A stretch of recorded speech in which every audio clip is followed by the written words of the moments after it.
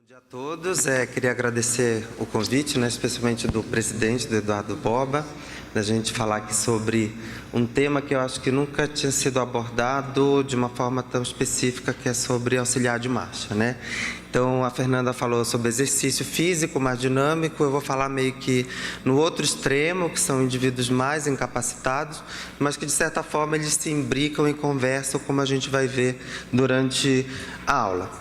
Infelizmente, quando se fala em prescrição de auxiliar de marcha, a gente não tem tanta evidência como se tem com exercício, como a gente vai ver, mas a gente precisa ter alguns conceitos básicos na hora de prescrever o auxiliar de marcha, que assim como as medicações que a gente passa, tem os efeitos benéficos, mas também você pode atrapalhar a vida do paciente.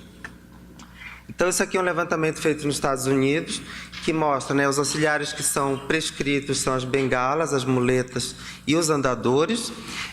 Eles representam em torno de 53% das aquisições de equipamentos médicos que eles chamam duráveis, ou seja, os equipamentos médicos que o indivíduo usa no dia a dia, mas eles representam somente 8% dos custos, desses equipamentos. Então, apesar de eles serem amplamente utilizados, o custo desses equipamentos é baixo.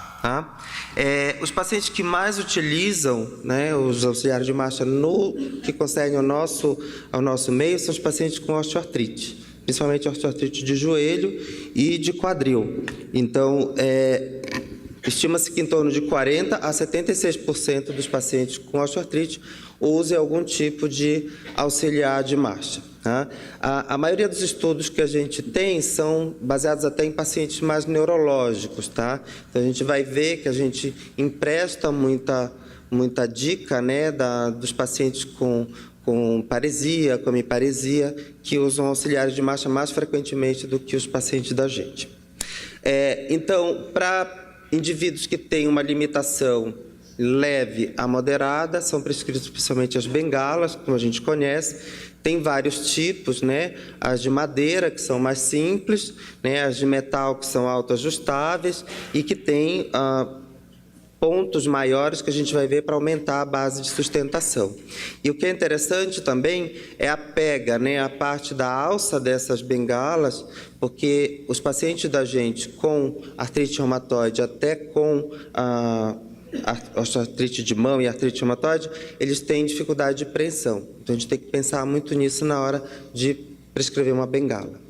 O outro tipo são as muletas, que a gente tem dois tipos, que são as axilares e as muletas chamadas canadense.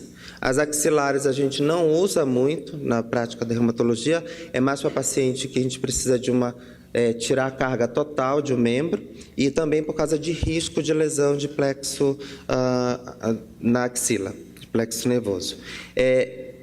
Já as muletas, elas são muito interessantes quando a gente pensa em pacientes com limitação de mão, porque você tem dois pontos de transmissão de força, que é na mão e no antebraço. Então, o paciente ele divide melhor essa carga e, com isso, ele tem uma mobilidade melhor.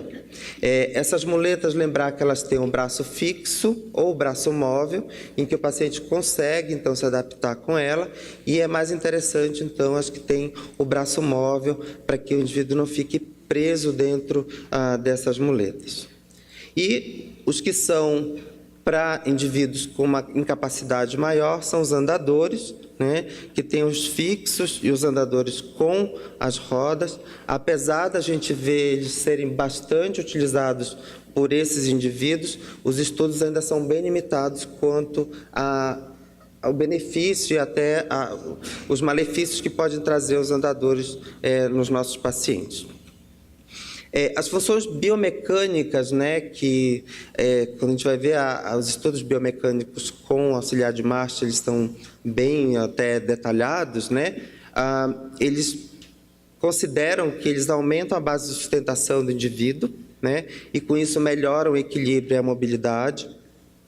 Eles diminuem a descarga de peso, e essa descarga pode ser uma descarga parcial, como a gente usa nos nossos pacientes, ou uma descarga total, principalmente com as muletas e os andadores.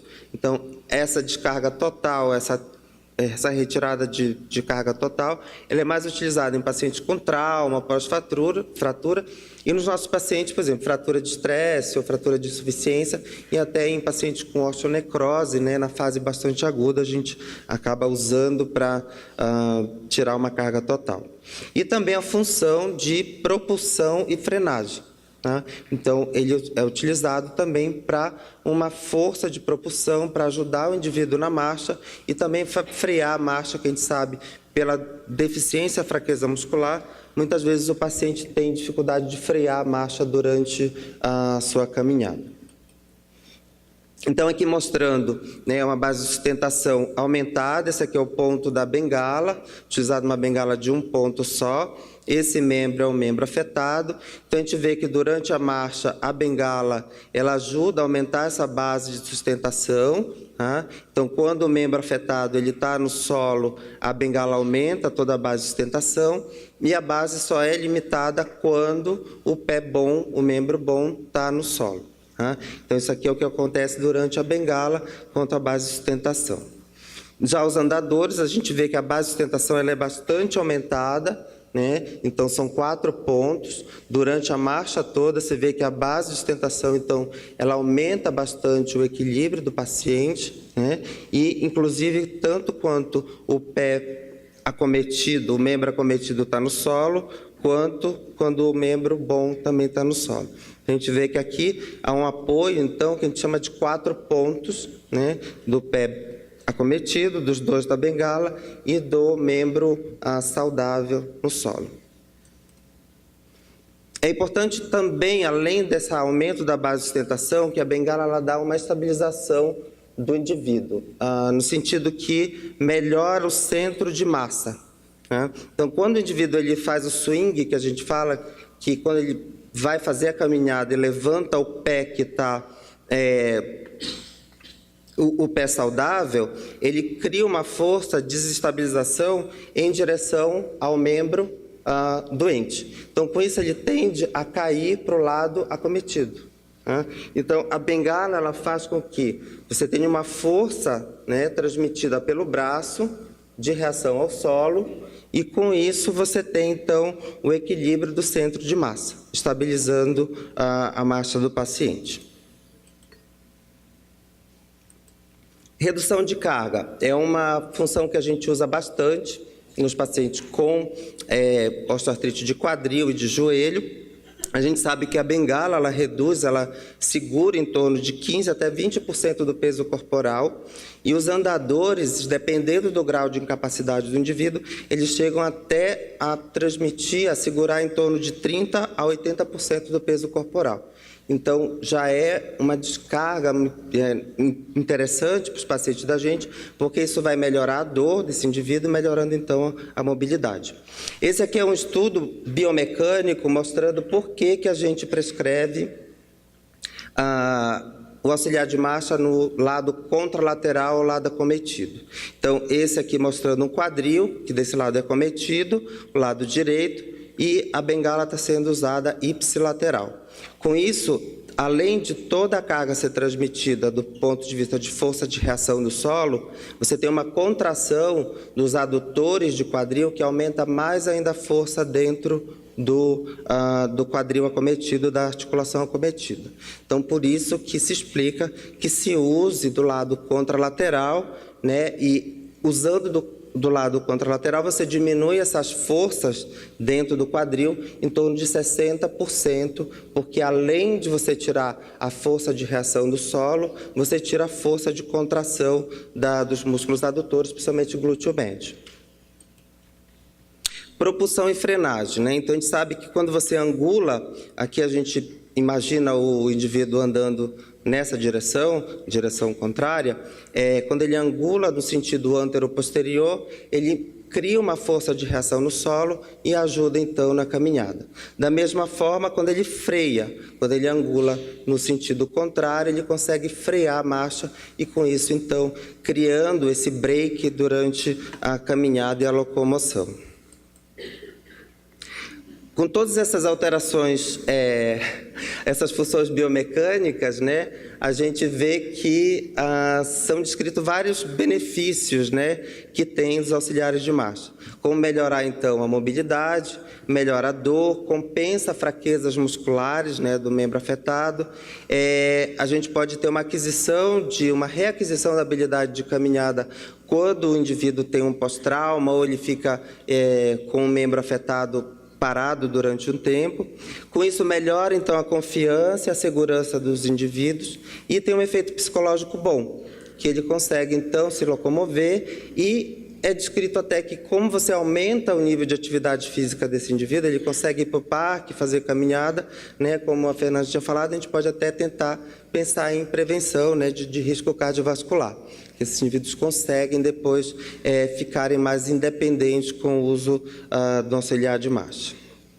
Só que a gente tem que pensar também que não é só, você vai usar essa bengala e vai ser legal, você vai conseguir passear no parque, porque existem demandas, tá? Então, uma demanda muito importante é a demanda neuromotora. Tá? Como a Fernanda falou, a gente vai fazer duas coisas ao mesmo tempo. Você vai caminhar e usar, né, um equipamento no membro, então você tem que ficar pensando em duas coisas ao mesmo tempo. Então, são feitos estudos de perturbação de marcha durante o uso de um equipamento de um auxiliar de marcha.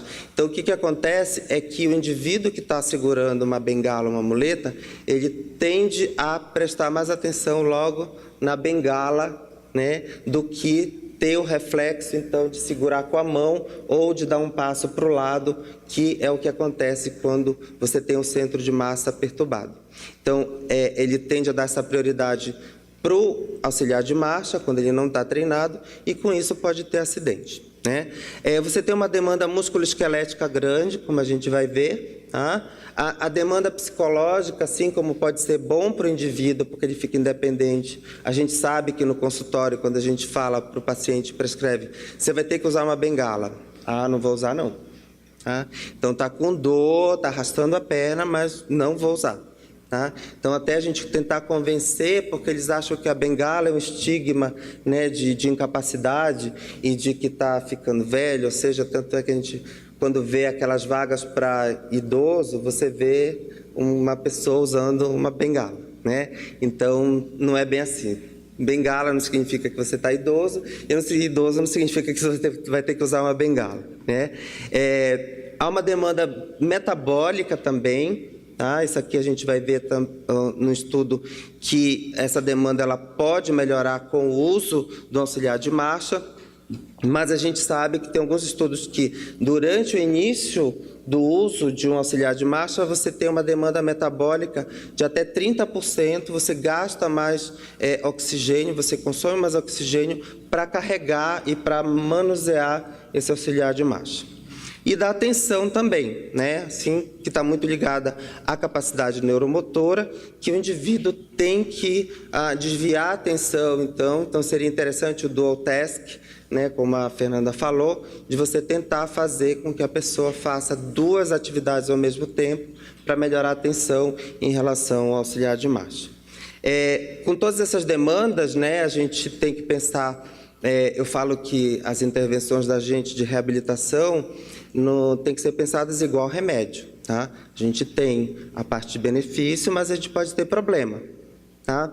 E explica até porque 30% a 50% dos indivíduos que usam o auxiliar de marcha, eles abandonam durante o primeiro ano de prescrição.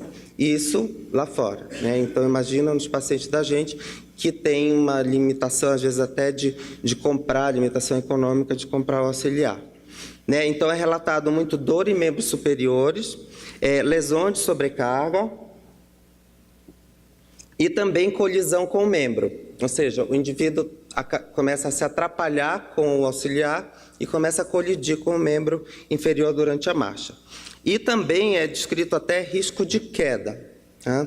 Então, você tem obstáculos dentro de casa, como tapete, mesinha, e colocar um indivíduo desse para caminhar com uma bengala que não está acostumado, você pode ter, então, um risco de queda. Então, a gente tem que pensar que a gente tem uma demanda e que a gente pode ter efeito colateral do uso de um auxiliar de marcha. Tá? Então, tinha que ter ele, né, que usa a bengala do lado errado, ele usa do lado do membro acometido. Lembrar que vários músculos são ativados durante o uso da bengala, nos ombros, os flexores, extensores e adutores de ombro. Cotovelo também ele é muito requisitado, que são os extensores de cotovelo, pensar em epicondilite, síndrome de manguito rotador, e nos punhos também os flexores, tá? Então, além dessa demanda muscular que você tem para usar um auxiliar de marcha, lembrar também que a força de contato glenomeral durante a marcha é até 3 vezes o peso corporal. Então, você tem que ter esse indivíduo treinado e habilitado também junto. Então, não é só prescrever, mas sim um programa de reabilitação inteira de treino neuromotor e de treino muscular para que o paciente tenha o benefício que a gente espera de um auxiliar de marcha. Quando a gente vai falar de evidência, a gente procura, e assim, a gente acha poucos estudos, né, controlados randomizados. Esse aqui é um estudo que foi feito lá no serviço da gente, pela Ana Maria, né, que o Jamil orientou, e que foi até motivo de um editorial do Arthritis desse ano, do Annals of Rheumatic Disease, de 2012, mostrando a necessidade que a gente precisa de ter mais estudos sobre essas intervenções, né? E foi o volume que foi publicado o trabalho, que ela fez um randomizado de 64 pacientes, e que os pacientes do grupo experimental, grupo intervenção, eles usavam uma bengala, né, que era cortada na prega distal do punho. A flexão de cotovelo ficava em torno de 20 a 30 graus, para impedir, então, aquelas sobrecargas muito grandes, né, no membro superior. E todos esses pacientes eram ensinados, eram treinados a caminhar com a bengala na avaliação inicial. E eles eram avaliados com 30 e 60 dias. E o que foi observado é que a dor ao longo do tempo ela reduzia significantemente no grupo que utilizava a bengala.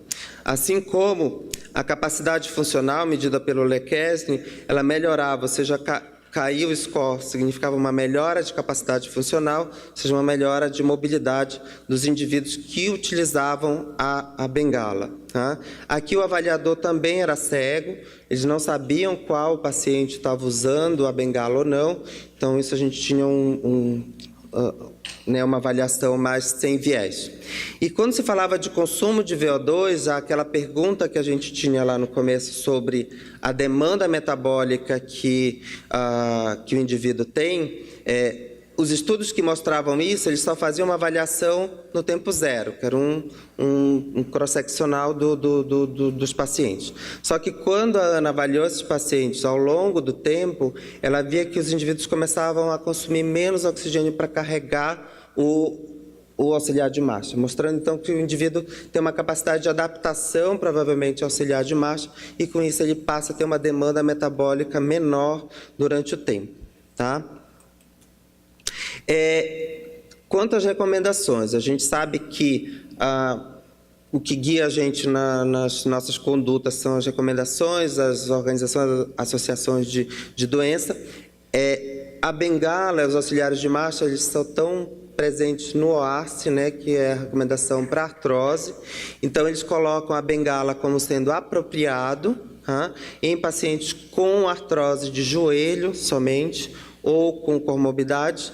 Nas outras articulações, né, artrose de várias articulações, o efeito é incerto por falta de estudos controlados e randomizados, e esses efeitos aqui que eles mediram vieram de um trabalho só, que foi o trabalho da Ana, que foi para o OASI. Tá? E aí a gente vai perguntar o que então leva o paciente a usar ou não bengala. Tá? Esse aqui é um estudo que foi publicado em 2013, eles acompanharam mais de 2.000 indivíduos idosos, não eram indivíduos com limitação, que não tinham doença. Eles acompanharam, é um corte de indivíduos dos Estados Unidos, que eles acompanham essas pessoas. E eles viram quantos desses iam utilizar algum auxiliar de marcha durante 3 anos de acompanhamento, seja por qualquer motivo, equilíbrio, dor, etc. Então, eles viram que em 3 anos, 9% do total da amostra começava a utilizar algum auxiliar de marcha. tá? E que 12% utilizavam essa auxiliar por causa de dor no joelho. Então, quer dizer, uma maior proporção por causa do motivo de artrose de joelho, provavelmente. Ao final de 3 anos, eles viram uma relação, estudaram a relação do uso de bengala com o espaço articular e com o WOMAC, que mede a capacidade funcional relacionada à artrose de joelho. Então, eles viram que não tinha uma relação grande, explicando quem usava bengala tinha uma menor comprometimento radiológico de que quem não usava, assim, da mesma forma com o WOMAC. E os fatores que prediziam, ou seja, quem usava mais bengala, quem passava a usar mais auxiliar de marcha, eram aqueles indivíduos que tinham idade avançada, no caso aqui, mais 73 anos, a gente vê que às vezes 73 anos já é um pouco, né, além do que a gente gostaria que eles usassem.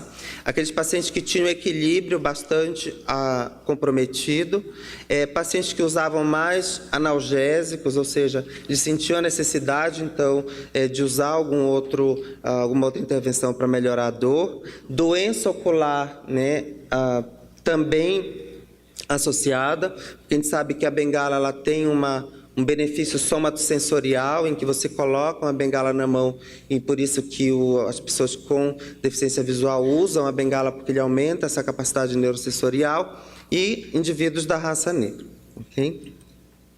Então, aqui só mostrando, isso aqui é uma paciente, de exemplo, que chegou com essa bengala, né? Eu comprei uma bengala legal, que tem 4 pontos, ela é regulável, de alumínio, só que ela chegou dessa forma, paciente com artrite reumatoide, que tinha bastante dor no joelho esquerdo, né? Então a gente viu que o grau de flexão, o ângulo de flexão do cotovelo era grande, né? Com isso também ela estava usando do mesmo lado acometido, né? Com risco de colisão e com um aumento também de pressão do lado acometido. E a gente então deu algumas dicas, né, de correção de prescrição. Então a gente reduziu a altura, né, colocando um ângulo de flexão do cotovelo em torno de 30 graus, e também lembrando que a pega, né, da bengala era adequada porque ela era mais grossa e também acolchoada, e o paciente conseguia fazer uma apreensão mais efetiva do auxiliar de marcha. E aqui também a gente via que o lado estava sendo usado do lado contralateral ao lado acometido. Ok? Então, algumas recomendações gerais, né, que a gente precisa fazer uma avaliação biomecânica e neuromotora antes de você prescrever o paciente. O tipo de auxiliar de marcha vai depender do diagnóstico que você tem do objetivo, né? Sempre avaliar a capacidade de preensão e da força de membro superior. Treinar esse indivíduo para o uso adequado, tem que ver ele usando e ver se realmente ele está usando de forma correta. Adaptar, né, o ambiente doméstico, né, aquelas vozinhas que tem um monte de bibelô, de mesinha no caminho, você tem que orientar, tirar por causa de acidente. E a combinação com exercício de fortalecimento e equilíbrio, né, justamente pela demanda que você tem neuromotora, músculo-esquelética, né, e também por causa dos ganhos que a gente vai ter, como a própria Fernanda já comentou na aula anterior. Então, a gente sabe, para concluir, que os auxiliares eles fazem parte do arsenal terapêutico, né, do tratamento não medicamentoso. Algumas evidências apontam que ele pode ser benéficos na dor, mobilidade e equilíbrio, apesar de a gente precisar ainda de mais evidências. A maioria dos estudos eles apoiam o uso de bengala em relação, quando a gente compara com os estudos com muleta e com andador, e os efeitos na progressão da doença ainda são incertos. A gente precisa tentar avaliar pacientes a longo prazo com o uso de mais tempo desses auxiliares para avaliar. Obrigado.